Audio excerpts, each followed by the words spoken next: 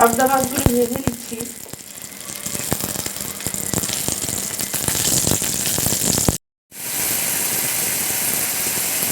আজকে আমি রান্না করছি সরিষা বাটা দিয়ে পাবদা মাছ। এই জন্য এখানে আমি মশলা বানিয়ে দিচ্ছি। এখানে হলুদের গুঁড়া, মরিচের গুঁড়া, ধনিয়ার গুঁড়া দিয়ে দিয়েছি, পেঁয়াজ দিয়েছি। এখন আমি দিয়ে দিব কাঁচামরিচ বাটা আর সরিষা বাটা একসাথে দিয়ে দিচ্ছি।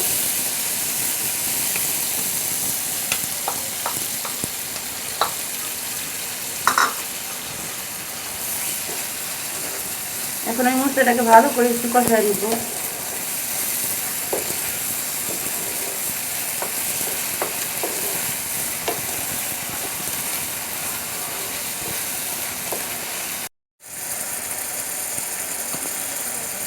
মশলাটা ভালো করে কষানো হয়ে গেছে। এখন আমি মাছগুলো দিয়ে দিব।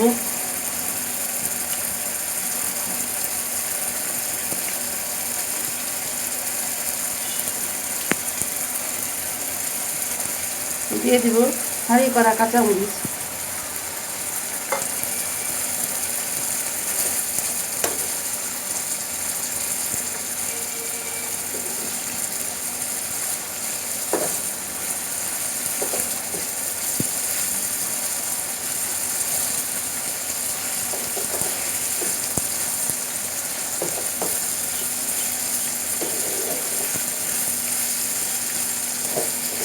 খুবই মজার একটি রেসিপি, আপনারা ট্রাই করে দেখতে পারেন।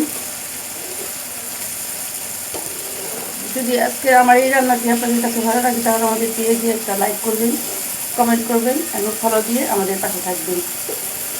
ভিডিওটি দেখার জন্য সবাইকে ধন্যবাদ।